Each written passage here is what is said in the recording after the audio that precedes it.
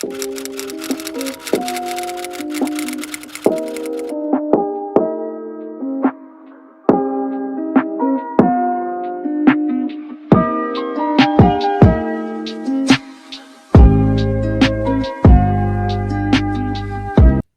right, guys. Welcome to another episode of Basshole Live. We're here with Real Life Fishing.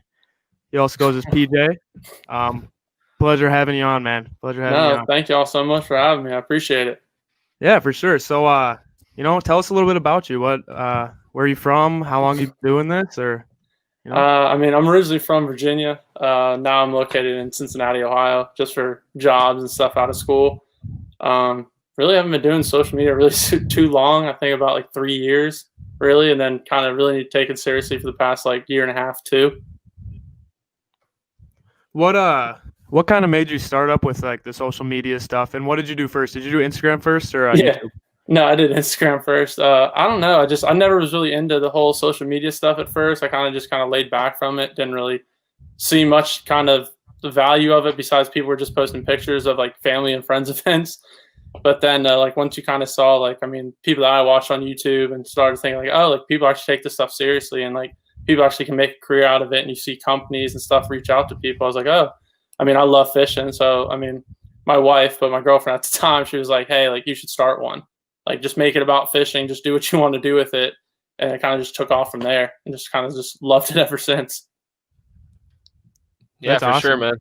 So you, like you said, you watched some other YouTubers like that. Was the Googans kind of a big inspiration for that?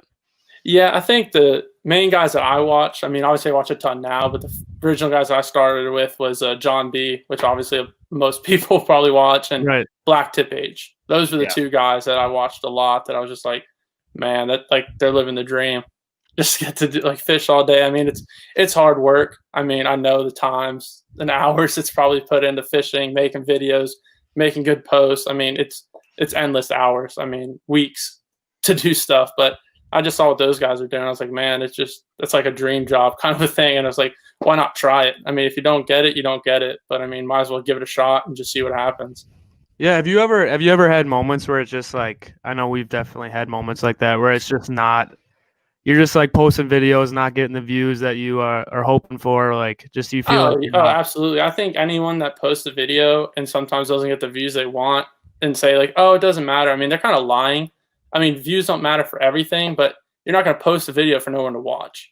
Right. Like no one on YouTube, even John B, all those big guys that post videos, they clearly want people to watch them.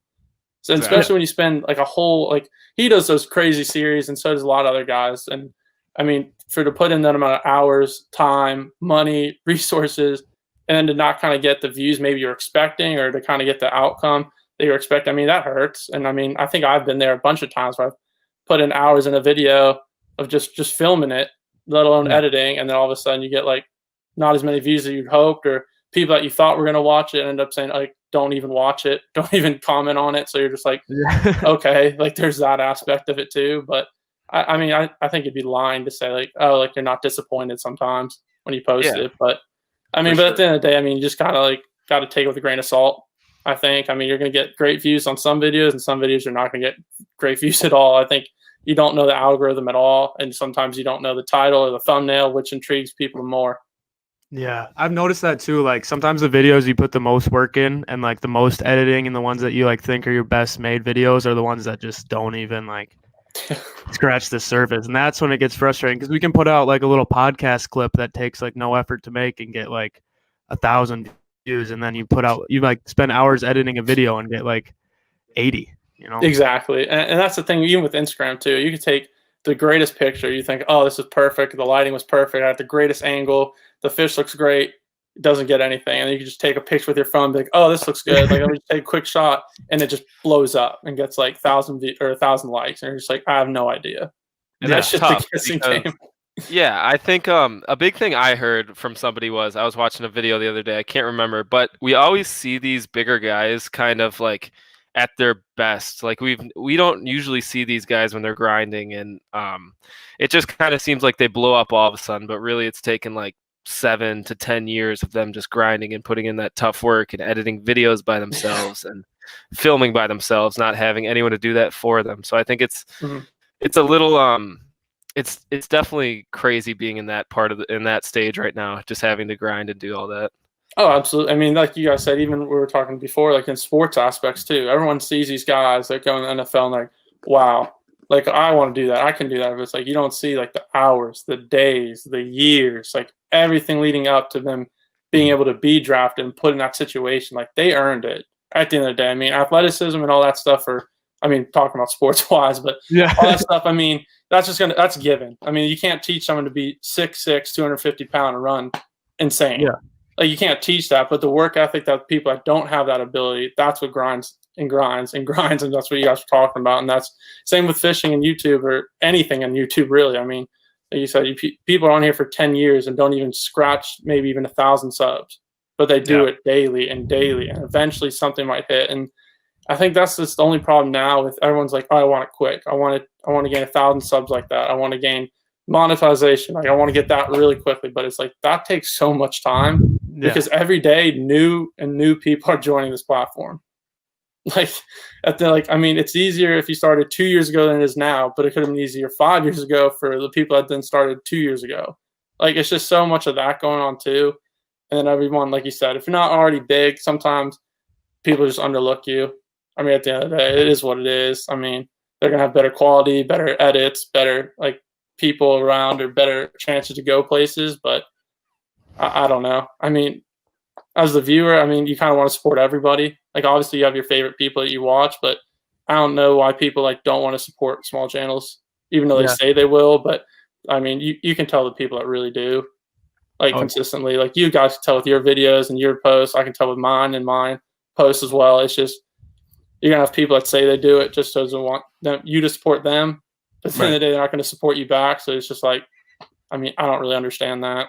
No, for sure. And like what we were saying with it, like a lot of people just like quit when it gets hard, and that's why there's so few people that actually make it, because they're actually like everyone's gonna go through that little hard patch, but like a lot of little hard patches. But like it's the people that actually just keep going. Like at some point you're gonna reach like that like exponential growth, and it's just gonna. But that doesn't just come out of nowhere. Like it. No, not at all. Like you said, everyone's gonna have their rough patches, or plenty of them throughout their time. Even if they're at the top, they're gonna have them pressure to make these high quality videos, like John B does. I mean, even just a regular video for him. I mean, I can't imagine the amount of shots and pictures and quality of stuff that he has to put into that. And that's just a regular video. That's not even one of his big series or stuff that he does. So, I mean, for me, I mean, I don't have a huge camera. I have GoPros and like a regular camera. Right. So that's what I use, and that's probably what majority of people use. So it's just like, it's just trying to get your best shots. Trying to, I mean, edit's a big thing. If you don't have an editor, if you just do it yourself, I mean, that's big too. So it's just trying to find that balance, really. Yeah. What are your thoughts on John B like having Alex Blackwell now doing his edits and stuff and like doing his videos? So does he film everything and did anything? So John B doesn't really do anything like that. I bet John B's. I mean, watching on his recent video where they had like that little, I guess, talk or whatever with him. I don't know if you guys have seen that. I didn't watch that. Yeah, so it was good. I mean, he's still heavily involved in the editing process, so he still wants he'll still. I mean, obviously he has the GoPro on, so he's filming that. But I bet behind the scenes he might tell him beforehand, hey, if we catch this fish, I want this shot, or hey, I'm looking for this kind of stuff. And I mean, he was saying in the video, I mean, he's huge in the editing. I mean, obviously that's what partially made John B's channel what it is now. It's just like the amazing B-roll he used to film by himself, and the way he put it together and make it more of like a movie instead of like a YouTube video, I guess, per se. Like people watch it like, wow, like that could be on TV. Like that's a show I could watch on like TV right now and be like, okay, like, I wouldn't know the difference, the way he edits and the way they do that, obviously with higher quality cameras. But I think it's great for him to have that. I think if he can afford it, I think anyone can literally, if they can afford that, I mean, why wouldn't you? It takes the pressure off of you that you can actually just go out and fish and just kind of have fun with it. And then you kind of know in the background, like, hey, this guy's getting the greatest shots he can. He's going to put this together the best. We're going to look over it probably numerous of times to see, hey, do I need to add a clip here? Should we take this out? Should we add music here? Should we do switch and swatch different clips? So I think, I mean, that's beneficial to even with you guys. Like, you can feed off each other, which is even better. Sometimes having two people on a channel rather than just one. So I'm looking at it like, oh, this looks good, and I'll post it. But it may have been like, hey, if I had a second eye looking at, hey, why don't you do this and this? Why couldn't you make a transition here better? That could have made maybe more people be like, oh, like I want to engage that more. Yeah, I think like all. Oh, go ahead. You go, I Chris. think like also like I think when you have a really creative person like that in John B, I think it can make it tougher sometimes too with an extra person filming your stuff, because like you kind of have a creative vision of what's like brought you up all these years, and if like you bring in a new person, they do something maybe a little bit different, it can be hard to. I think it's just a hard idea of transferring your creativity to another person in like the same way. So I think it can also be a challenge. So I think, oh, absolutely. yeah, I think he's definitely involved in the editing heavily still, I bet. Yeah. Yeah. Oh, sorry, I didn't mean to interrupt. Oh god. No, what I was gonna say is like, has it been like difficult kind of like doing it on your own? Like I can't even imagine, because there's times where like for me like it's hard for me to keep going, but like since Chris is like still excited about it and stuff, that like gives me that motivation to like keep going and like Well, you keep it just up. mean like just like trying to do this as a thing, Yeah. or what do you mean by like just Like doing the whole YouTube thing like by yourself and like filming and editing everything by yourself, like going out fishing by yourself, like how?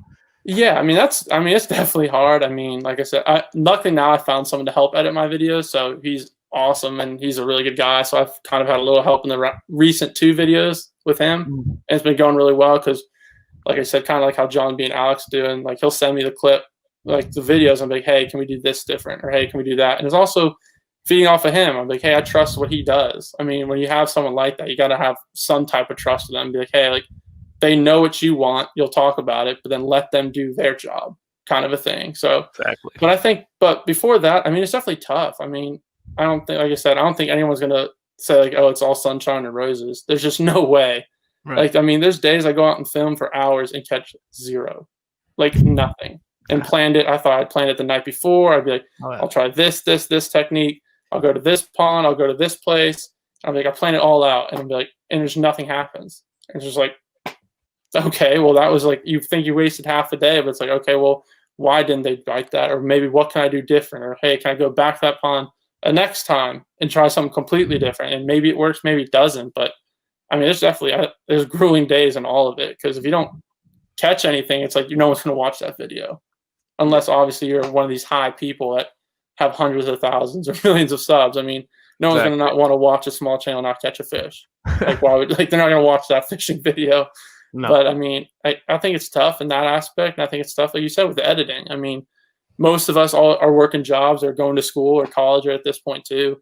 So it's like, okay, so now find time to fish, then do whatever else you have to do, job wise, work wise, school wise, then edit, which takes hours of your time, and then also just kind of at the end try to have a social life too. Like, you don't want to be like every day be like, hey, I don't want to hang out with friends, or I don't want to hang out with family. And obviously during COVID, it's a lot different now, but before that and stuff, it's like where you got to find that balance too. Like, I don't want to burn myself out, but at the same time, I know the work it needs to take to go into it. But at the same time, it's like, hey, I don't want to exclude all these other people that are important to me too. That like, hey, I want to hang out with friends, or hey, I don't want to maybe film today. I want to rather just hang out, watch football, or hang out with other friends. And so that can go both sides. People might think, hey, like, you got to bust it out. You might not have days to rest if you want to achieve those certain goals. But I think it's just all in what the person is. If they know they bust their ass, and I don't know, sorry, if they bust their butt and stuff, and I think people notice that.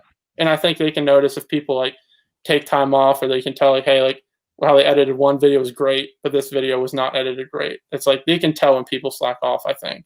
For sure. Yeah, and especially when you're not like making money off your videos and stuff, and you're not like seeing a lot of success. That's when it's really hard to put in the hours, and that's when it's really hard to be like, yeah, like, I'm not going out tonight because I want to edit this video, and like that's tough because you're really not like there yet, you know. And that's a lot of people don't see behind the scenes. It's like, yeah, it's like a lot of us that make no money from this yet, 0. No. It's like, okay, it's like, well, then why do you do it? It's like, because it's what I love to do. It's a passion. It's a hobby of mine, but you see the potential of what it could be one day. And so it's just like, why not give it your best? And if it doesn't happen, it doesn't happen. But at least you can look back and be like, hey, look at everything I've made and done, and just feel proud of something like that. And then, like you said, if it happens, it's great. And if you make any money off of it, I mean, that's a win in of itself, whether it's from sponsorships or brands or just the video itself. Exactly. Yeah, I think the core principle always has to stay the same. Like, if you're making these these videos and trying to be on YouTube, then it's because you like to do it. It's not because you're just trying to make money in the end of it. That's just an added bonus to maybe, you know, discovering your passion and the job like you've always dreamed of through this. I think it's the biggest thing. That's the biggest point. I think if I could tell anybody, or like you said, if you guys tell them, it's like, don't do YouTube and stuff because you want to make money from it. Because if that's your end goal, you will not be successful. I promise. Like, it's just no way. You will burn yourself out. There's just, I don't think it's sustainable if you don't love what you're doing. Yeah. And then everyone now wants to just get sponsored and they want to partner with all these companies. They just think tagging them in a few videos is going to do that. It's like, no, you have to bring them value. At the end of the day, it's like, they're not going to give you stuff if they don't see you being valuable down the road.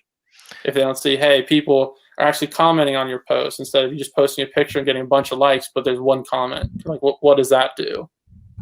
Like, They want to see people engage with you. I mean, likes, I think nowadays are just so, I don't know what the right word is to describe it, but I just don't think they're everything. I mean, people see a post and it gets 600 likes. I mean, that's great for everyone. I mean, if I see a post like that, a mine that gets that, I'm pumped. But at the end of the day, I mean, I think companies are also looking for your engagement. Because they see a person that get 100 likes on a picture, but 90 people aren't engaging them, versus someone that gets 1,000 and only 20 are. I mean, in my eyes, if I was a business, I'd go at the person that's actually getting engaged with their people and showing them that stuff instead of just being like, oh, like I get 1,000 likes on a picture, like I should promote it because people see it. It's like, to an extent, that's important, but I mean, you don't know the other people and how they're influencing these other people. Yeah. So, I mean, I think that's just a big thing, too. Nowadays in the community, it's just everyone wants to sponsor. Everyone wants to partner up with someone just to post it on the Instagram and just say, hey, look what I'm a part of now, instead of actually being like, just enjoy it. And it comes with it. If you use their products and you believe in it, hopefully they eventually in time they reach out to you. And if they don't, they don't. But, I mean, you got to just show them something. Yeah, I mean, like, if you're trying to make money on this like platform just right away, I mean, I just tell you to go work another job that's going to pay you every single day first, and you know you're getting paid. I mean, that's the biggest thing. You want to do this because you have a passion for it, for sure. Yeah, exactly. We kind of, I'm not gonna lie, like right in the beginning, like we were kind of going crazy, like just trying to get a few, like we were reaching out to a bunch of companies, like signing up for like their pro staff stuff, like thinking like, oh yeah, this brand responded to us, like they're gonna send us a bunch of free stuff, and like now we're like sponsored by them or whatever. And then like after like a week of that, I was like, dude, like this is literally, they're just taking advantage of us. Like whatever, like those like pro staff companies that have like a ton of like pro staff members and they just like accept anyone, like they're literally just like making you buy their product and promoting them for free. Just say you're affiliated with them, which just doesn't make any sense to me, really. No, not at all. I mean, if companies wanting you to pay for their products to then promote it, that's not a pro staff. That's not even really anything. That's just a marketing on them to be like, hey, you buy this, we'll post you on our page maybe once in a while, and then you promote it, but you still aren't getting anything from it. And I mean, some partnerships like I have, I mean, not everything's paid. I mean, I get a lot of my stuff in products, but I'm only partnered with 2 people. Yeah, can you tell us a little bit about that? I saw you just got the new one. Yeah, so I just recently partnered up with Akuma. And I mean, if people see my previous videos, I've used their products for a long time. And so when they came, like kind of just out of the blue and just be, hey, we like what you do. We're trying to get more influencers out there and stuff. We like what you've done. We think we see stuff in you. Would you be interested? And it was a hands down decision for me. I mean, I've used their products my whole life. Really. I've used the one rod I have and plenty of videos I've just used there. So I was like, that's a no brainer to me. And I mean, like I said, they're not paying me in money every time I post their product or I use their product. I mean, they're giving me a compensation with rods and reels and that kind of sort of situation. But I mean, I'm not like receiving money from them. Mm-hmm. So, I mean, and some people think like, oh, like, why would you do that? But it's like, it's a company I believe in. Like, I wouldn't represent them if I truly didn't think like, oh, I stand behind their product.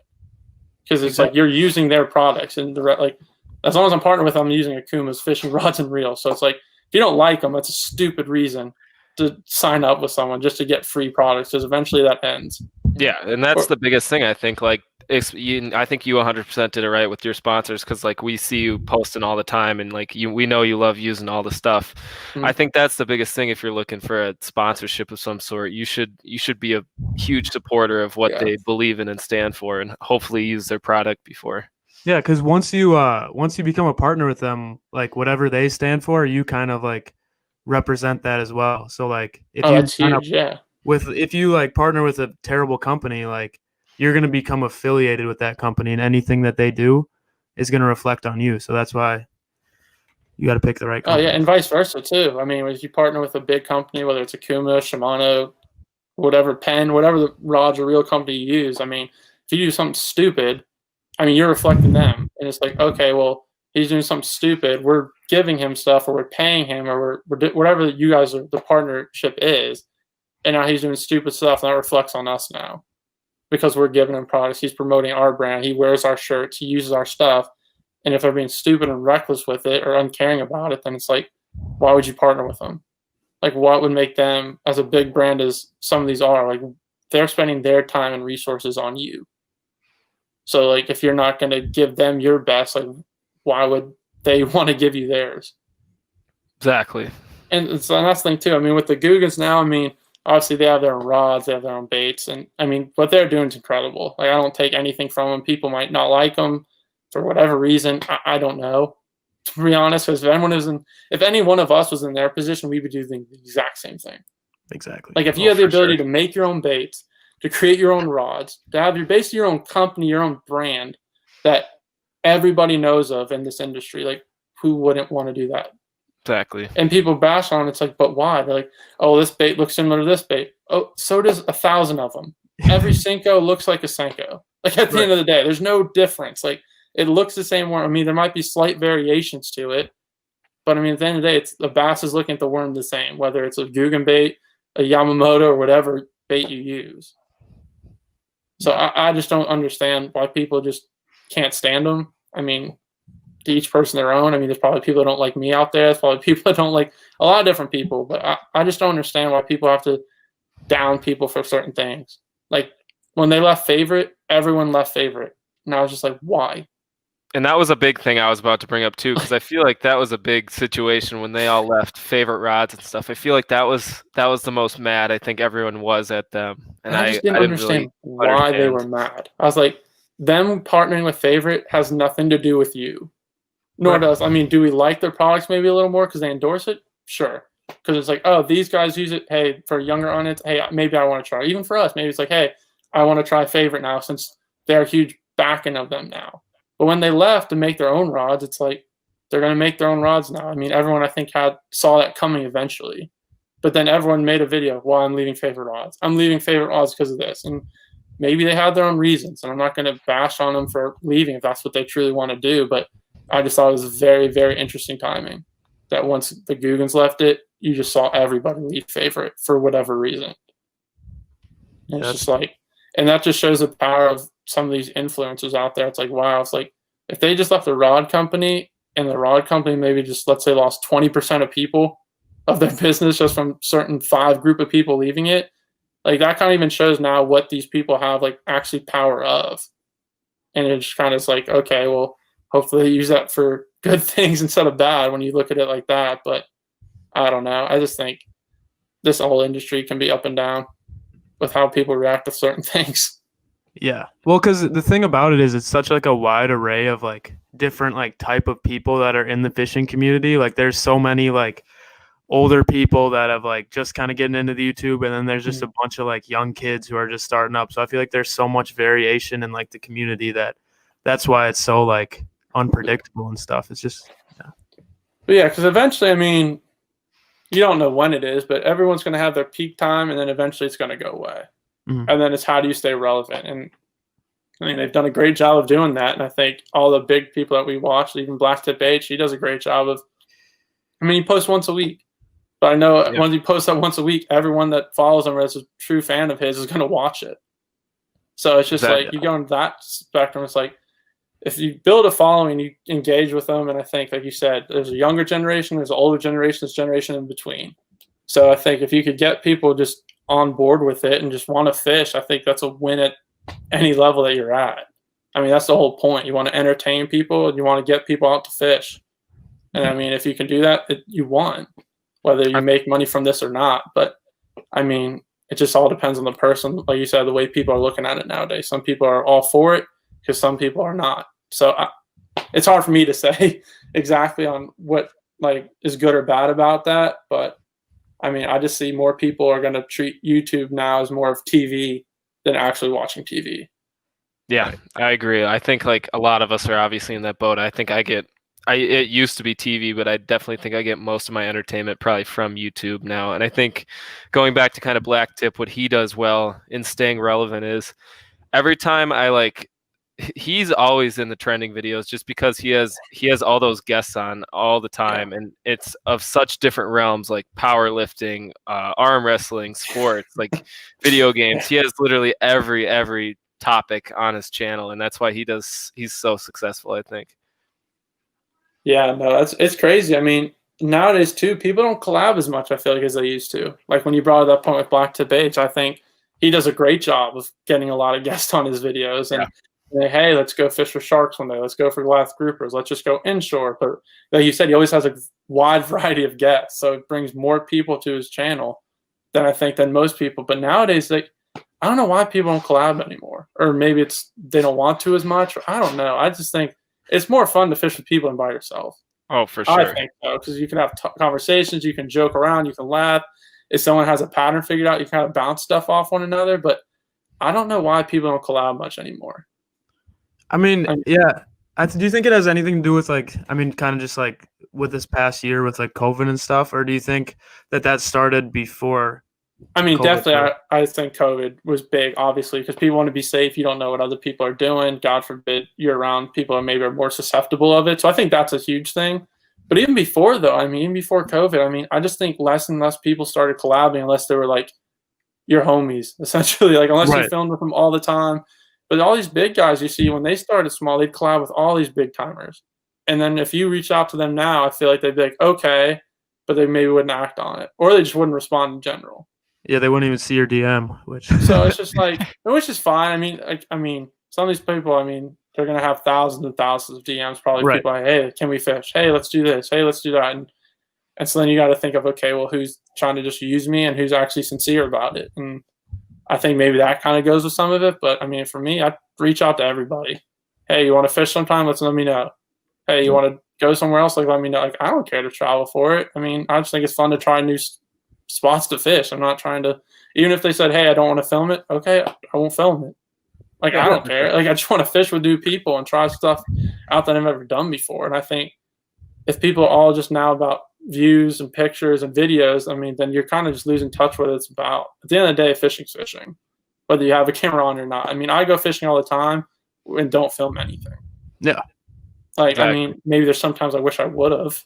Obviously, if you catch a big fish or something fun happens, then you're like, dang, I wish I did. But, I mean, you got to have a point, too, where you're just like, hey, there's some days I don't want to film. And some people don't think that. Some people are like, hey, if you were going to go out fishing, why not film? And then you kind of go both ends on that spectrum, too. Yeah, I think I was gonna say me and Peyton made it so every week we'd at least try to make it one day that we went out that we wouldn't film. So it was kind of just a break from all the video and stuff and just having fun and like actually fishing. And like what you said, it was kind of ironic because I think I caught my best smallmouth on one of the days we were just not filming. So, but I mean, yeah, you need that though, for sure. It's hilarious. I was going to bring up those exact two things that you just said. I was going to say, yeah, it always feels like when you don't film, that's when you would have had the best videos. Yeah. And it also feels like when you film, like it just like it doesn't take out like all the fun, but like it makes it so much more stressful because you got to be worried about your camera, your battery, your everything. You have to be worried about like, is it recording, all this. So it kind of like takes out a little bit of the fun, not all of it, but that's why it's so nice sometimes just to fish, not even have to worry about that stuff. Yeah, and like you said, I mean, that's where I think people just have to have their own kind of self, like knowing of what they want to do. Yeah. Like, I mean, if you film every day, I mean, for some people they can do it, and I get that. I mean, when you're up there, and even if you are making money, eventually you're gonna be like, okay, well, I want to film everything then, because if I'm getting paid to do it, hey, what if one video takes off? But I still think some of those guys don't film when they fish sometimes. I could be wrong. But I just think, like you said, you need a break every once in a while. Like there's just, no matter how big you are, you're gonna have a burnout at some point, and everyone has it. I mean, can't really say I've had much of one because I mean I'm not posting every day or sometimes every week or month, but like everyone's gonna have a burnout eventually. Yeah, It just I happens. wanted to kind of touch on that a little bit because like kind of towards the end of summer we hit it really hard in the spring. Like we were putting out a ton of videos, and then we just kind of slowed down. It just wasn't as enjoyable for a little bit there, and I feel like we really needed to take that little break before like it became fun again. And like I just kind of want to touch on like Perrick, how Perrick's not he's not been making videos lately, and people seem to have a huge problem with that. I don't think so. I mean, besides the maybe Guggen videos, I think I've seen him in a couple of those, but I don't think on his channel he's posted in months.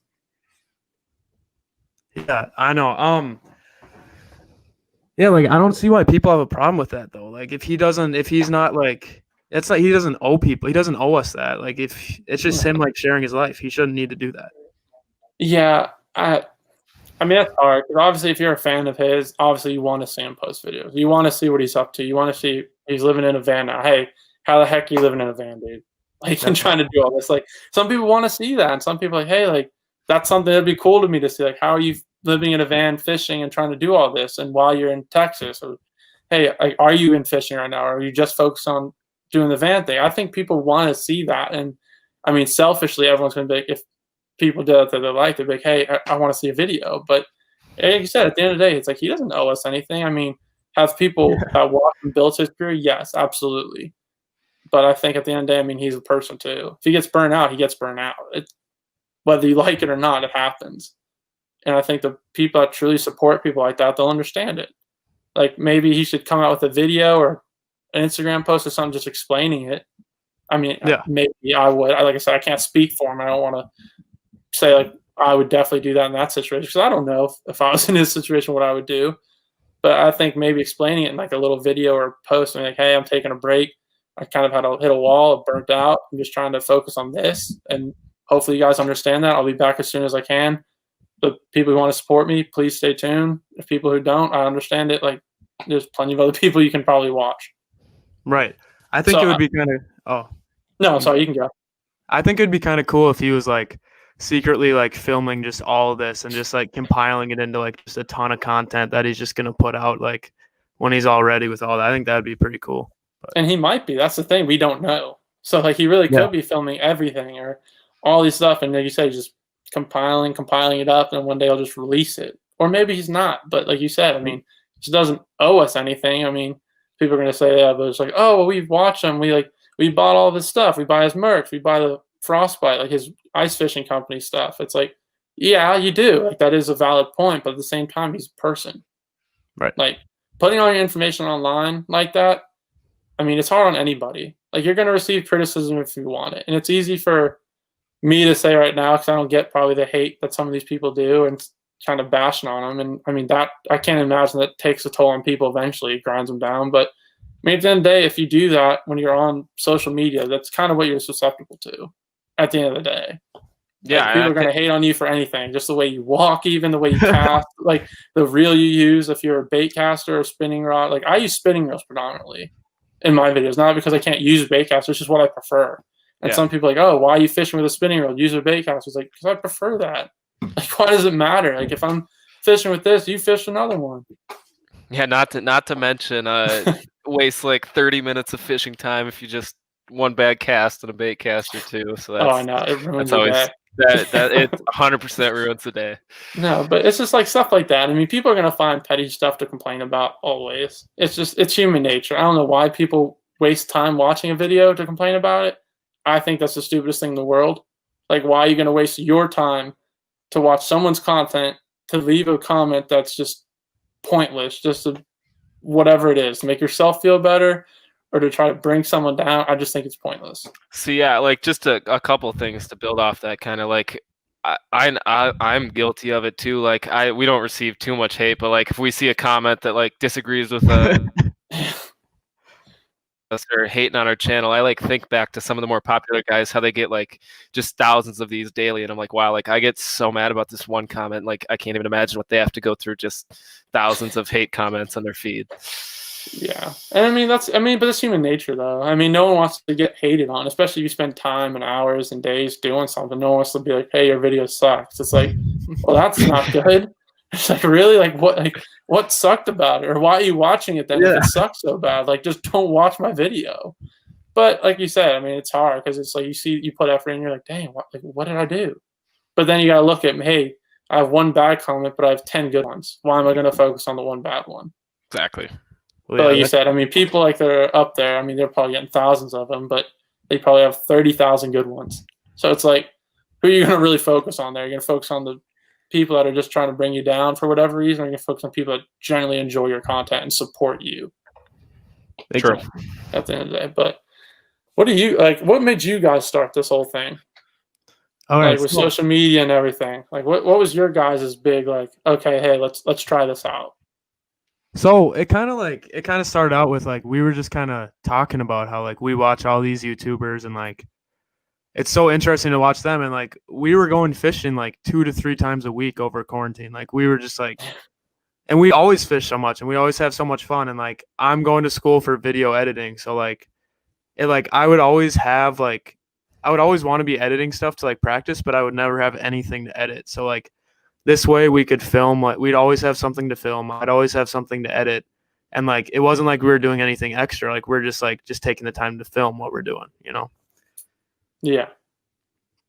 I think that was just, it was, I don't know. It was almost just like this revelation over the summer that like it was kind of just both us, something that like we've always kind of wanted to do since we were like, because we've both been on YouTube for over 10 years now, just watching our favorite guys and stuff. So we're like, why would we not, like we've always kind of, I think everyone has that little like underlying sense like, oh, this would be like the dream job, and it actually kind of like is the dream job. So we were like, okay, like if we fail, you know, we fail, but at least we gave it the best we could. And I know like especially me and him, we're gonna do it 100% if we're gonna do something. So no, I mean, yeah, that's awesome. I think that's the biggest thing now is people should just do it. Just start one. If like, yeah, I don't understand why people don't nowadays. I mean, I understand like they're like, oh well, we might not get views or it's going to take a while. It's like, well, obviously, it doesn't happen overnight. But if you enjoy it, then do it. Like, who cares? Like, if you, like you're saying, if it's something you love to do, just do it. Like, I don't understand why people are so hesitant now. Like, I made one, and I mean, not knowing, like you said, what I was doing at all, but I was like, hey, I'm going to try to figure something out because I enjoy doing it. Yeah. And then also just you look back on it years and years from now, like 10 years from now, whether, like you said, you're successful or not, you're going to have, I don't know how many hundreds of videos that you can look back on and be like, hey, let me look back like 10 years ago. What was I doing? Oh my gosh, I don't even remember this. Oh my gosh, we fished with them. I didn't remember it. Oh, I caught my biggest fish there. That's where it was. It's like you have all these videos down the line. It's like to look back on too, not just to be like, hey, like if it works out, like John B's going to have thousands and thousands. Like when he's done YouTube and he's no longer doing it anymore, and he's just looking back, it's like, hey, what have I done? It's there. It's always going to be there. Like they're going to like you can look back on that, and I think that's the coolest thing now is like you can look back a year ago and be like, hey, where was I at a year ago from today? What was I doing? Like, what were my views like? What was my subs like? And then you can grow from that too. Be like, oh my gosh, I grew 2,000 subs, or hey, I grew 500 subs, and I'm now monetized. Okay, let's see what I can do the following year and the following year. It's just, I just think it's so cool to be able to look back on that stuff and just see how you've grown over time. Yeah, I agree with that too. Like when you're like looking at it like with like the small picture, and like week by week, you're really not going to see much like of a gain in any of those things. Like it's really not like, it's pretty stagnant for the most part.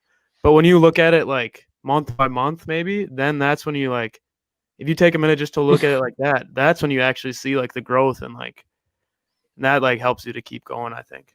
Yeah, and I think like you said, you guys are smart. Like you guys started a podcast. I think a lot of people are trying to go down that road now too, and say, hey, that's a popular thing now. Like you said, especially during quarantine where maybe you can't get out fishing. Hey, let me have a podcast. I can get people to come over, people watch it. I have fun guests on. We can talk about a variety of topics, not just fishing. You guys talk about sports and everything in between. And I think that's super smart and that's innovative. And I think a lot of people say, like, hey, I want to start a podcast, but they don't do it. Yeah. And I think that's awesome. You guys did this. And I think that's so cool that now you can incorporate these types of videos as well as fishing, as well as whatever you want to do in between. That now when people come here, it's not like, oh, they only do fishing. That's it. Because some people not want to watch just fishing. Some people might want to say, hey, do they review baits? Do they have a podcast to talk about this kind of stuff? Do they talk about other stuff too? Do they kind of vlog in between? Do they do like a mixture? And I think that's a big thing now with just fishing is what some of these guys do well is they kind of mix it up. I guess not just solely fishing. They might fish 80% of the time or 90%, but then you got that 10% is, hey, like John B, hey, I bought a house. Let's check it out. To me, that was cool. You like, not many people want to show like their house because maybe I'm going to get ran down in the comments because it's too nice, or show them that I make this amount of money. But I think some people, like you said, like especially with Peric now living in a van, I think some people are going to find that cool. It's like that's a different content for people to bring. And I just think the more people can innovate to that, I think it's going to be so beneficial down the road, just because of COVID and everything going on. That I don't know how strict it is per state, but I just know eventually, if it gets bad again, they're going to shut stuff down. Yeah, exactly. I agree like a lot with what you're saying. Like with John B's videos, like for me, like I almost like the non-fishing part more than I actually like the fishing. Like I like watching him just like driving around and like going to the store and just doing like seeing what his life is like. Like I think like the Camp Claw videos are super sweet. Like just like if I was him, like this is what my life would be like. Like this is like it's not just the fishing that really draws me in. I don't know. Yeah. Yeah, and that's what I think. It's crazy because I think so many people think like, hey, what is their life behind this lens? Like everyone wants to think that with so many people. It's just like, how are they off camera? How are they like in, like you said, their everyday life, just going to the grocery store, just chilling in their house, watching a game. Like people want to see that side. And I think that's so hard sometimes to dictate when you film, because it's like you want to put on an act kind of because you want to be engaging people. You want to show people like, hey, this is how I am every single time. It's not just an act. And when I put the camera on, I'm like a completely different person, which some people in YouTube are. They just know that, like, hey, I have to put on a certain act for my video so people watch me and get views. But outside of that, I'm not that person. And like you said, I think it's cool seeing John B put videos out like that and be like, hey, like I'm just a regular guy too. Like I have a house that's nice. Like I'm trying to build a pond in it, but like I'm still just doing normal stuff that anyone of us will do. And I think, like you said, that's a really cool side to see if people just be like, hey, like bring them in. And that's something I need to do better on my channel. I think is like, don't just show fishing, just show everything. Kind of be broad about it. Like, hey, because people are going to maybe ask, like, what do you like when you're not fishing? What do you guys do? Like, and I think that's just, I think, like you said, I think vlogs were so big of 3 or 4 years ago because people are like, oh, like these are what people are doing every single day. Like, this is so cool to see almost an everyday thing of what you do, essentially combined into 30 minutes or 20 minutes or whatever the video was. But I think fishing wise, I would love to see more people do that. Just to see what their life is like you said, just so you know what they kind of are. And I think that's what's cool about collaborating with people too, because you can really see how they are and you interact with them. Be like, hey, like this person's so cool on the camera, he's just as cool outside of it.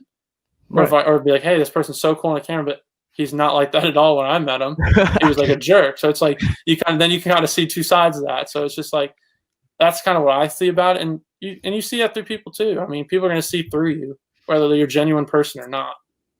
Oh, exactly. And like it's just like it's amazing to me that like with like the podcast that we can even do something like this. Like with you, like we've been like talking on Instagram for months now, and like we always like comment on each other's videos, and like we're subscribed to each other on YouTube, but like we've never talked with each other, and it just seems like it's so cool how you can just connect with someone and just like sit down and have a conversation without even like knowing them at all before. Like I don't know, that just is amazing to me. Yeah, and I think that's what's cool even about Instagram nowadays. I mean, people want to think about it, just the business side. It's like, hey, I want to grow, but it's like you meet some of those genuine people from Instagram. Like I've never, like you said, like this is the first time I've met you guys, like I guess face to face. Right. But it's like, I could talk to you guys tomorrow and have the same conversation. And it's with a lot of other people I've never met before, but I could talk to them anytime over Instagram or stuff and be like, just have regular conversations. And some of the most genuine people, like, that support you without a doubt. Yeah. And it's crazy about that because now it's like, I mean, some people I know wouldn't support me that I'm close with, but people I've never met before on Instagram are the most supportive people. And you think, and it's funny to say that because I mean, like I said, no, I'm not speaking for everybody, and I know a lot of people have very supportive friends and family members, but it's like it's just crazy to me, like going on Instagram and like, you see the people who comment every time or interact or just even like you said, shoot you a message, like, hey, hope all is going well, hope everything's going well for you guys. It's like some of the people I know don't do that. Right. They don't reach out to you unless like it's like holidays or like they need something or it's like, hey, can you do something? It's like there's people I've never met before support me more than like people I've known for years, and it's just like how does that make sense? But then at the same time, it's like, hey, if you have a common goal or something, you have a common interest, you support someone. And I just think nowadays it's bad to say, but I feel like it's uncommon to support people in their dreams because they think, hey, I didn't get to do mine, so I don't want you to do yours. And I think that's such a terrible way to look at it. 100%. With kind of with us, like when we started our like the Basshole like Instagram and stuff, we didn't really tell any like we made it a thing like not to tell like our friends or like anyone from like our old high school and stuff because we didn't want to have like just a bunch of like fake people that just like subscribed because they know us. We wanted to like we kind of wanted to like have a fresh start and like build like our own audience of people that actually were like interested in watching our videos, not just watching them because they know us. So like yeah, and I mean you're gonna find like I mean I try to not tell anybody I had a YouTube channel or an Instagram for the longest time. Like I just like because it's just like you think it's not that you're embarrassed, but you're like okay, like hey, I want to try to grow this and like show people first, like hey, like you said, I don't need just like close friends to just follow me on Instagram or like a picture to show hey like they like it or stuff. It's like I want to have an organic people that like actually like what I do, like my content, like me for me essentially. And then if people come after that, they do. But like I said, it's so interesting that like to grow a channel like that or to grow a page from basically nothing to what it is, even if it's 1,000 followers on Instagram. It's like you might not. I don't know 8,000 people. Like on my Instagram, there's no way I know 8,000 people. So, but it's just cool to see like hey like those people actually support you, like they like what you do well enough to just even though it's as simple as clicking the follow, but it's like they enjoy your content that much so like hey they want to keep up to date. And same with you guys, like you said, you have people that you've never heard of, they follow you, they subscribe, they watch your videos, and you've never met them and they support you for it, and you're just like wow, it's like how does that not make you want to do this? Like how does that not make you at least want to, like you said, like put everything you have into it? And like you said, because people are supporting and they're backing you, that's what people want. Like you want to have support behind you. You want to have, like you said, like obviously family and stuff. You want them to encourage you, but it's almost like if they don't, you then have that kind of chip on your shoulder to prove them wrong. Right. It's like, hey, like you're right. If you don't support me, that's fine. I'm still gonna do it, and if it works out, then I can show you, hey, I did it. Like I didn't need like if hopefully you still support me now, but it's like I didn't need your support to do this. And I just think that's like the biggest thing I feel like I could tell people, or like how you guys could tell people too, is just like if you love it, do it. Like there's nothing like that's gonna stop you about it except yourself. For sure. And like I think another big piece is too is like not everyone's gonna be as like supportive of YouTube and stuff, because like it's not like the most normal route to go by any means. Like people are going to make fun of it, people are going to tell you that this is like just never going to work, like it's just not a great way to do like or like live your life, and it's just like something you kind of got to put past you and like kind of just you have to follow what you want to do, and you got to make sure that I don't know, it's tough to have that mindset all the time because you have outside people talking to you all the time, but you just got to do what you want to do at the end of the day. Yeah, and I think too, I mean, I'm 25, so I mean, people might think like, wow, you're kind of getting old to do this. It's like, doesn't matter. I mean, granted, yeah, you see all these people now that are like 16, 17, 18 that are, I mean, probably making more money than I'll ever see in my life. But it's just like, but it doesn't matter, I don't think. I mean, do people have a luck at times? Yes. I think everyone at some point has maybe made a video that went viral that they didn't think. Or made a post that went viral that they didn't think would happen. And they had a little luck with that. But, I mean, yeah, it's just why not? Like, who cares at the end of the day? I mean, there's so much money to go around in the social media thing for absolutely everybody that it baffles me when people think, like, only these top people can do that. For sure. And like you said, I mean, does it take a long time to make that type of money? Absolutely. Which very, very few people will probably ever see. But, I mean, if you can just replace your income, let's just say whatever you make, you can just replace that and do this instead. Why wouldn't you do that? I don't need to be making 10 times what I make now, but if I can replace what I make at my job doing this, I would do it in a heartbeat. Like, there's no question, because it's more fun. You have more control of it. It's like you get to be your own boss. So you can determine how many videos you put out, how many you don't, how many posts you put out, what you don't. But so I don't know why people don't try it. And like you said, it's so unconventional now to probably parents, especially, being like, what? Like, exactly. Like, you want to just post videos? That's what you want to do for a living? But it's like, but once they see that, once they say, hey, like, I can impact like tens of thousands of people, like this, how many people just watch me, and I can grow from that, and I can build an audience. And it's like, then they start to say, holy crap, like, you can. And it's just something like you said, and it's hard to drag them like that, but because they're from a different period too. And who knows when we're parents, like, what our kids will be looking at, if YouTube will still be a huge thing, or maybe in 15 years it's gone and it's onto a next huge app. I mean, like, look at TikTok now. When it first started, I don't think anyone cared about it, to be honest. And now it's huge. Now everyone's like, I just want to do TikTok. And I'm just like, well, why? What is that? Yeah. But who am I to judge? Because there's a 16-year-old making like probably more money than I'll see in my entire life dancing. Exactly. And I think It's that's just like that's who huge. am I to really say like that's not a career path when a 16-year-old is doing that and has 100 million people following her daily. Yeah. Like, oh my gosh. So you put that in perspective, and it's just like, it's just crazy. But I just think this whole social media thing is so cool. I just think it's a wild ride. I mean, it definitely, like you said, it has a lot of ups and downs, a lot of bumps, a lot of stuff where you just want to break your phone or break your computer in half because you're just frustrated of just nothing not going right. But then you get this slight every once in a while, like, okay, I got this. Or you get that one video that does pretty well, and you're like, okay, it's worth it. Or then you, like you said, you have people that comment consistently, hey, great post, great work, great video, love it, can't wait for the next one. It's like, okay, it gives you a little more push in the rear to kind of do this thing. And I think I just think, why not spread positivity like that at the end of the day? Exactly. And like you guys said, I mean, you guys, like I said, for having me on here, I mean, I'm so happy to be on here with you guys. Like you said, we've talked so much in DMs, like, I could talk to you tomorrow, and like I said, have the same conversations or different ones, whatever we wanted to talk about. But like, I'm just grateful for those people like you guys and people that support me. Because it's just like, I mean, I wouldn't have, the partners that I do without people. And I think people eventually lose track of that and just care too much about the numbers instead of the people that help get them there. For sure. And I just think, like, when you're big like that, you bring people along with you.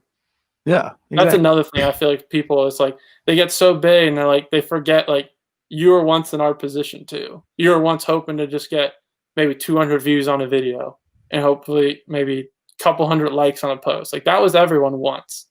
And I just feel like now it's harder to get wrapped up in that, because it's like, oh, well, now I have this many people, I have this to do. It's like, I mean, shoot, if you're big, bring people along. And if they get bigger than you, wish them luck, and hopefully they do the same. Right. But like, I just think there's enough of that for everyone to go around, like I said earlier, and like in this whole social media platform, like, everyone can be big, and it doesn't have to be the top 2%. You could be in that mid 50% and kill it and be plenty fine off financially or whatever you want to be. I just don't understand why people don't do that more. I mean, yeah, the thing about, like, to go back to the Guggen Squad, I guess, like, the cool thing about that is, like, none of those guys knew each other before the Guggen Squad, right? Really? Like, I think Perrick and John B were the only two, because they went to high school, I think, together. That was the only two people that knew each other. So everyone else, like, those guys, like, they're like a great group of friends now. They own a company, but they all met, like, on social media by doing exactly what you were talking about, like, supporting each other, bringing each other up together, and like, they didn't care who was getting more views or who was whatever. Like, they just like, yeah, it's exactly. It's like, yeah, you get a group of people like that, and sometimes it works, sometimes it doesn't. I mean, there's probably a bunch of people that's worked together, then burned bridges, or like you said, worked with the same company and it went great for someone and terrible for the other person. And that happens too. But like you said, I mean, you get all this group of people, like Lake Fork guy is married and has a kid. Lunkers, I think, unfortunately got divorced, but he also has a kid.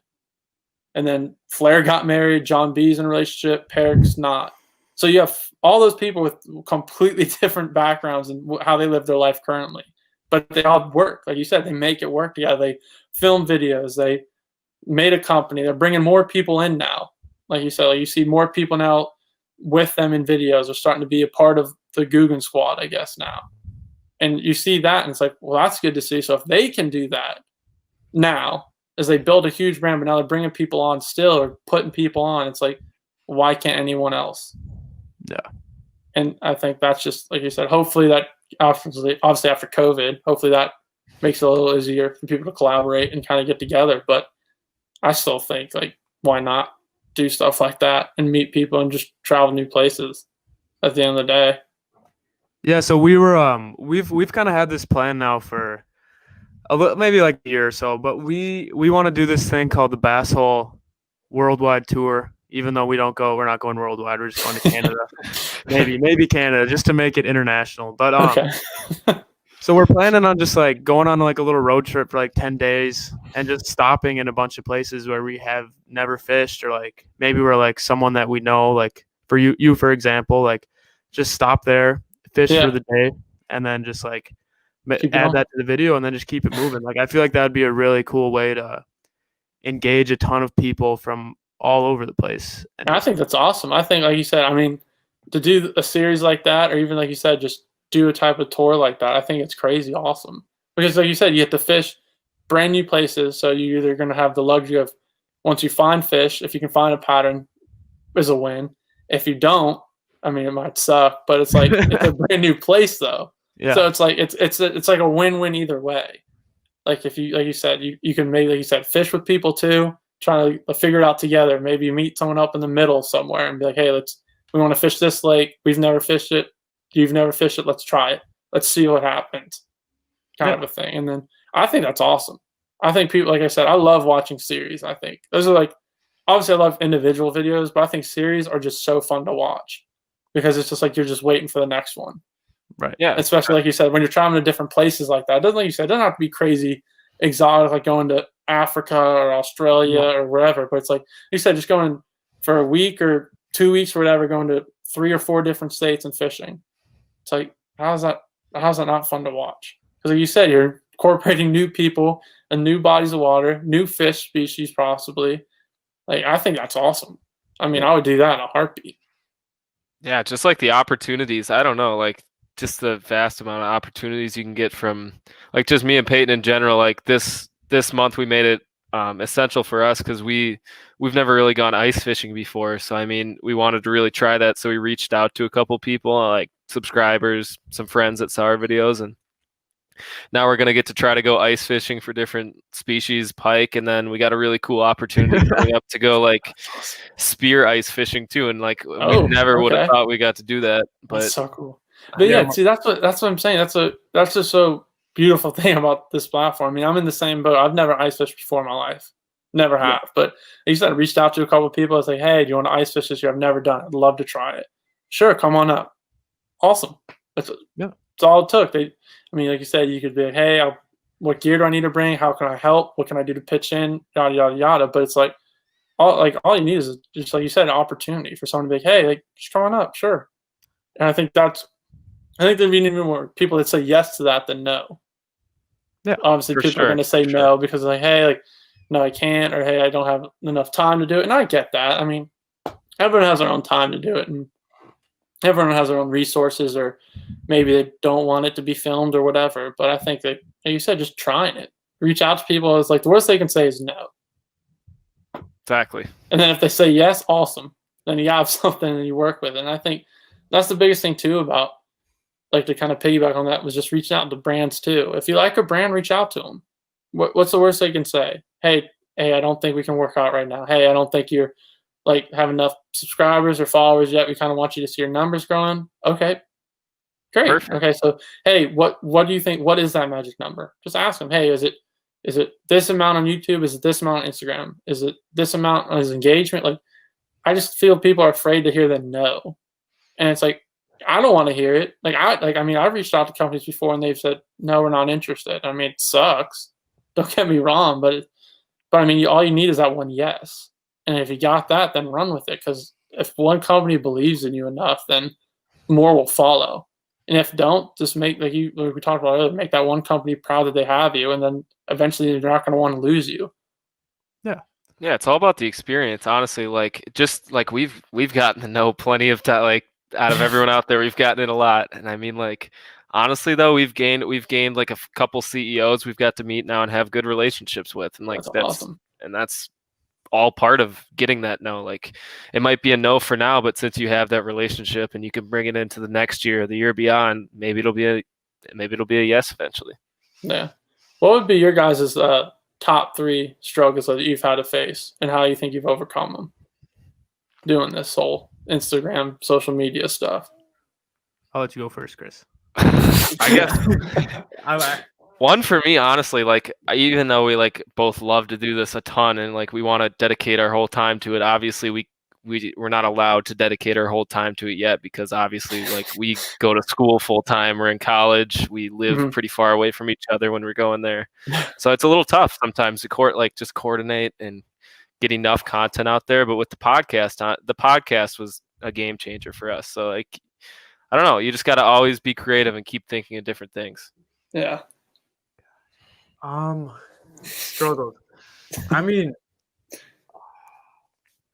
for me, yeah, it's kind of almost the same thing, but just for me, like, I'm a really creative person, so like, it was really hard for me when most of our videos kind of like started to feel the same, and like they just felt really repetitive. So we'd film like the intro in the car before, and then we'd film a little bit like driving out to the fishing spot, and then we'd film like GoPro stuff, and like I don't know, that just kind of killed me having to like edit it in like the same format every single time. So like I would say just like, yeah, just having it get repetitive was really hard for me. So like just changing it up and like being able to stay creative has really helped me with that for sure. That's good.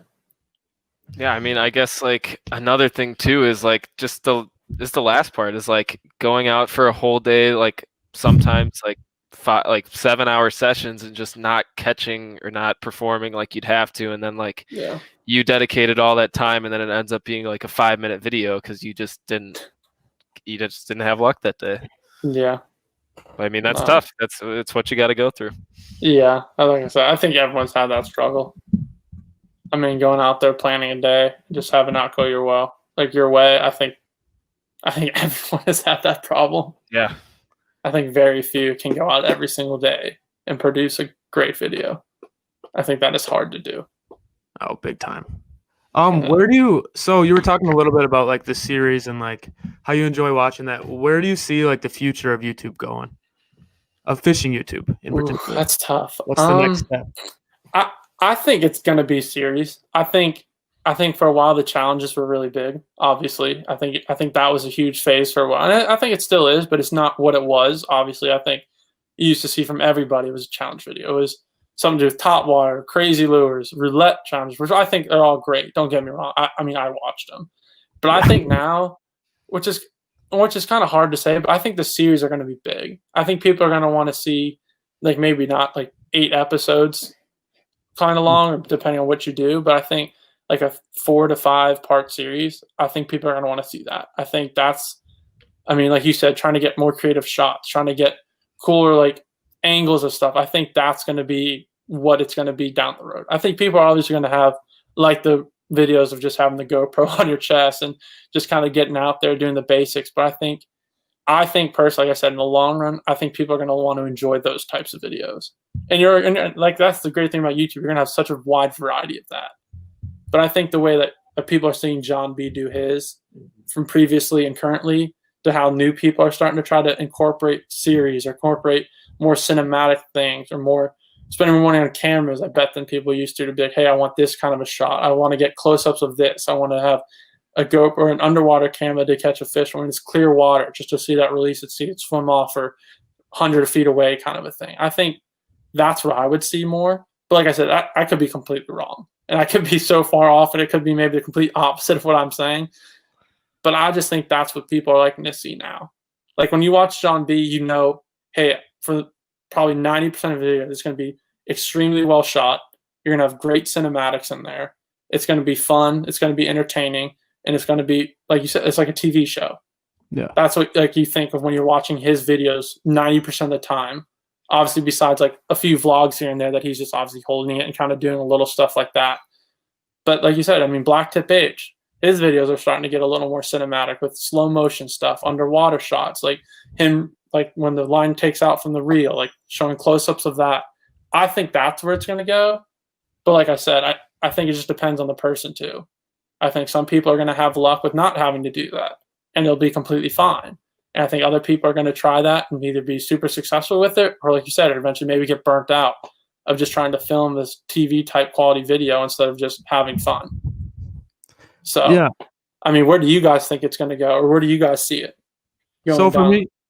for me, I see it. I think it's kind of like, I think that there's always these little phases. So like what you're talking about with like the challenge videos and like, I don't even know any, but there's always these little phases that's true on all social media though. Like there's always these little phases that'll be popular for like 1 month or so, or like 2 months, and then you move on to the next phase. It's whatever's popular and people try to jump on that. But like with like the cinematic shots and like the series, like that actually takes skill, like so much skill to make, and you have to be talented and you have to have the talents. So like I think that's always going to be there and that's always going to be relevant. And those are the people that that maintain the relevancy when the trend might be over because they actually still have the quality content. That's true. Yeah. I think same thing with you. I think also adding on that too, I think there's like a certain intrigue to like seeing people try new things. So I think like honestly, like I've never been to like California before. So if I tried surf fishing in California, I'm sure people would want to see how I do. Exactly, I'd probably do terrible. It'd be entertaining. So I think like there's always an intriguing kind of like there's also an intriguing behind the scenes stuff too. So I mean like setting up, getting your camera in position, like just certain stuff like that. I don't know. There's always an intrigue with the certain.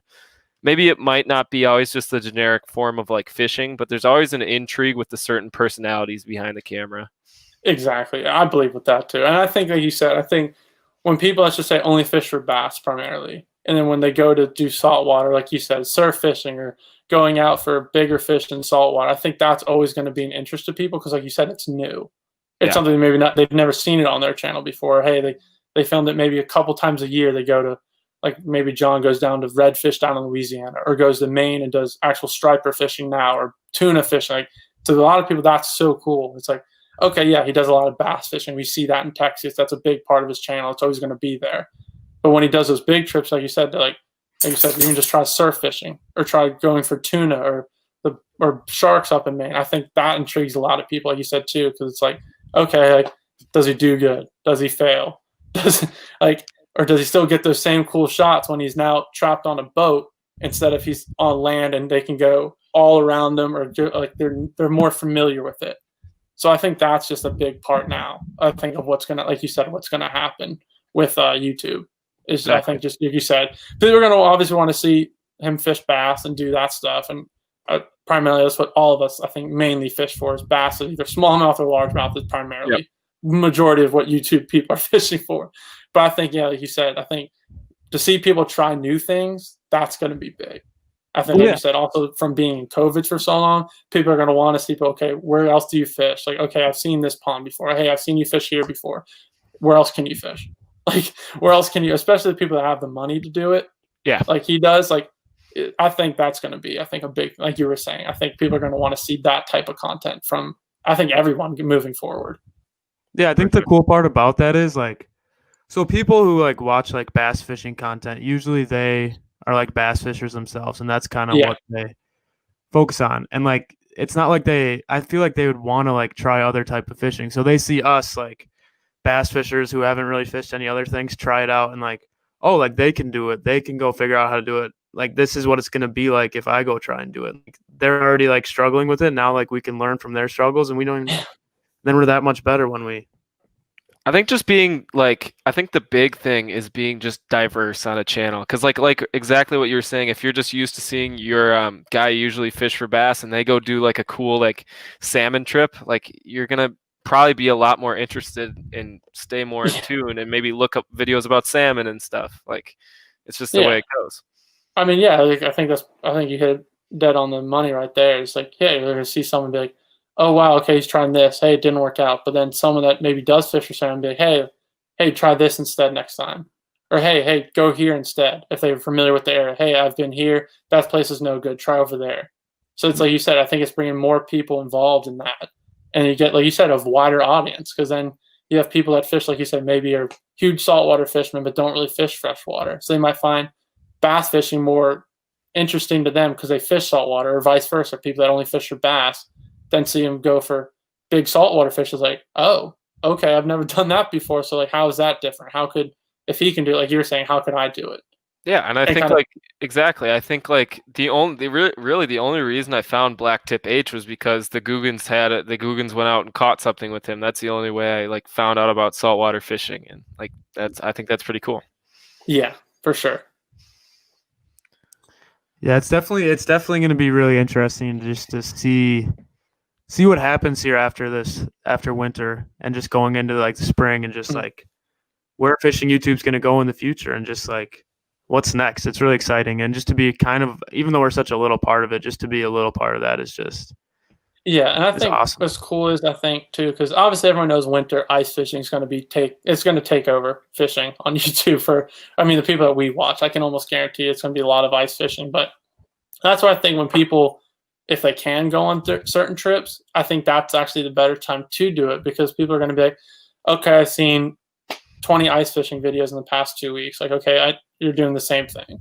You're jigging, you're setting up tip ups, you're like, which, don't get me wrong, it's awesome. Some people, that's what they wait to fish for, is the ice fishing, which is nothing wrong with that. But I think then when you're done seeing that, and it's like, okay, now someone went to wherever, like down in Florida, and did Goliath group, it's like, oh, okay, so how's that like? Okay, so now that's a different piece of content.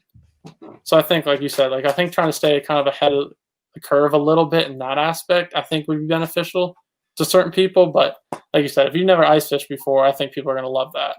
Like I said, I hope people like it on mine too, because I've never done it. So I have no idea what to expect or how easy or hard it's going to be. That's why we're excited. I mean, like we've been wanting to do this just for so long, and we've lived in the cold our entire lives, and like ice fishing's been a big part of like fishing here, and we've just never done it. So it's gonna be nice to finally just try it. Oh, I know. I'm excited. So, but I mean, what else do you guys want to talk about? Or are you guys burnt out? No, I don't know. Like, this has been a really good.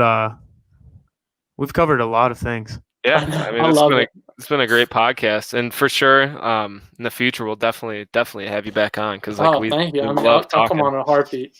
So, yeah.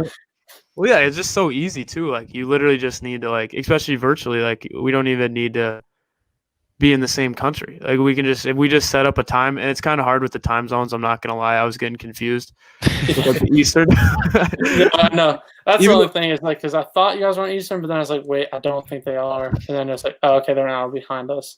Yeah, even though I know that with Eastern time, it was just hard for me to like figure that out. But, like once you get that down, like all you have to do is just put an hour of your time, and you can just make an easy video. Easy. Yeah, exactly. Yeah, this was a great talk today. I'm super. Thank you for coming on. Like I said, thank y'all so much. I mean, I can't thank you guys enough for having me on. I mean, like I said, it's easy.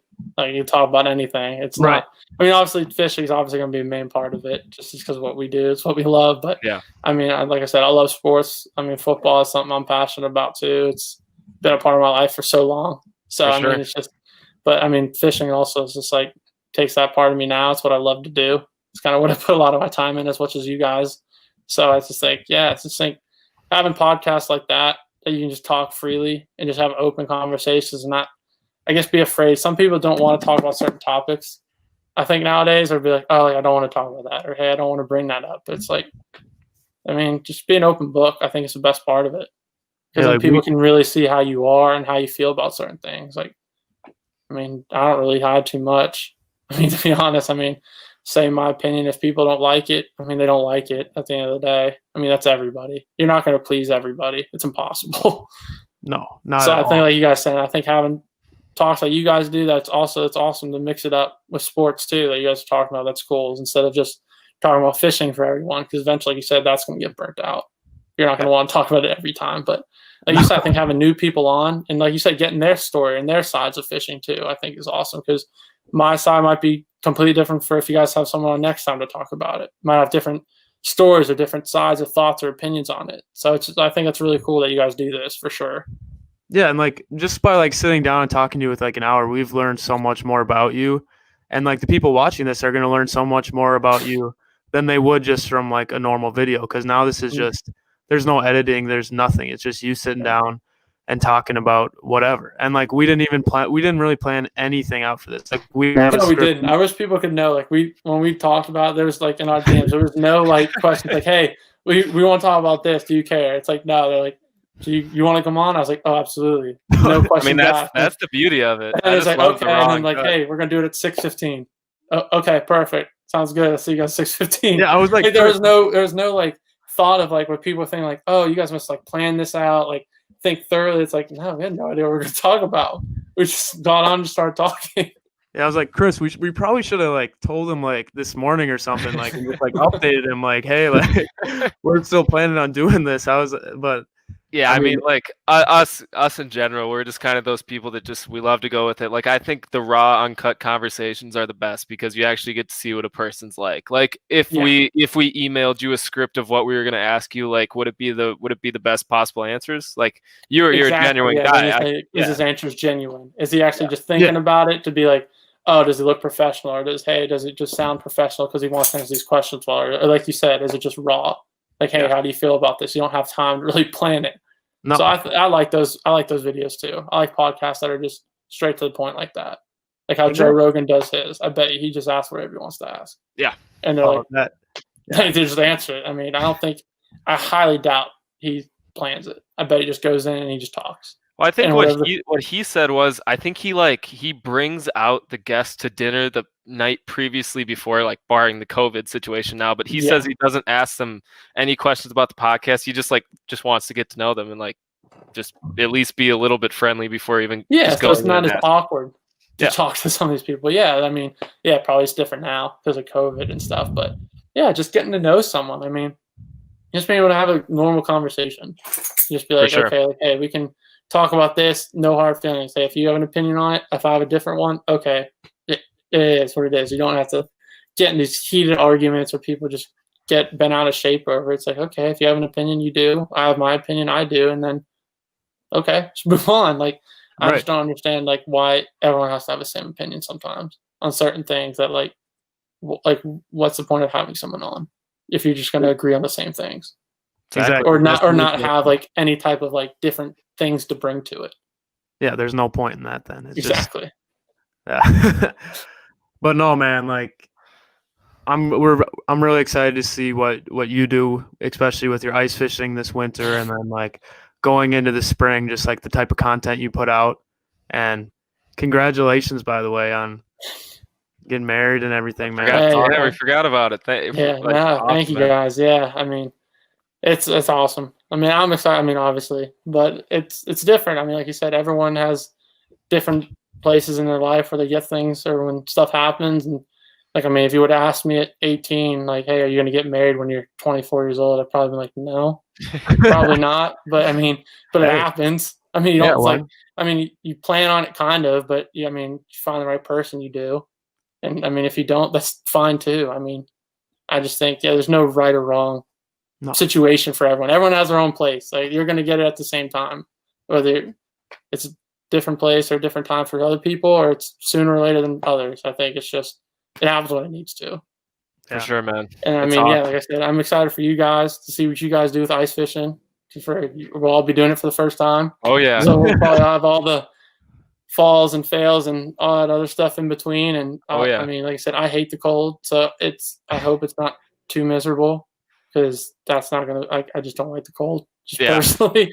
But I mean, like I don't think it'll be too bad. But like I said, and then come spring, I think it's gonna be fun. And hopefully, once this COVID stuff is a little hopefully behind us, just to start meeting up with people is my biggest thing for 2021 is just to travel around and fish. I mean, it doesn't care if it's bass fishing in some other place, but like I said, I'd love to link up with you guys, have other people that I want to link up with and fish, and just kind of have a good time with it and just, I mean, enjoy it. I mean, why not? If you can, travel and fish with new people, learn something different, and have fun. And then when the cameras are off, you still have fun. You can go eat, you can go hang out, you can still do fun stuff. It doesn't like you don't have to just end after fishing. Like, you still do fun things with people. It's just like you said, it's just finding new people and that have the same things in common with you, and then what you enjoy.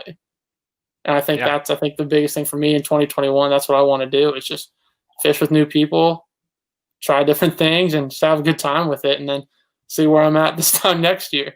Exactly. That would be so cool to look back on for sure. But if you guys want to follow him and follow his journey through 2021, we got the real life fishing. Yeah, we'll put the links down below. For sure. You guys got to check it out, man. Everyone. No, I appreciate it. No, but like I said, I can't thank y'all enough for this. I mean, whenever you want me back, let me know. I'll be on a heartbeat. So I appreciate it so much, you guys. Yeah, definitely. For sure. Hey, have a great Christmas, great New Year, man. Thanks again you guys too. Yeah, I know we'll be in contact still. Yeah, I hope you have a great holidays, and we'll be in contact, and hopefully, we can do another. Most definitely. Like I say, hopefully after we're all done ice fishing. Share our thoughts. That'd be great. Yeah, for sure. That would be awesome. Part two very soon. Love it. All right, guys. Well, I appreciate it again. I look forward to talking to you guys. Yeah, for sure.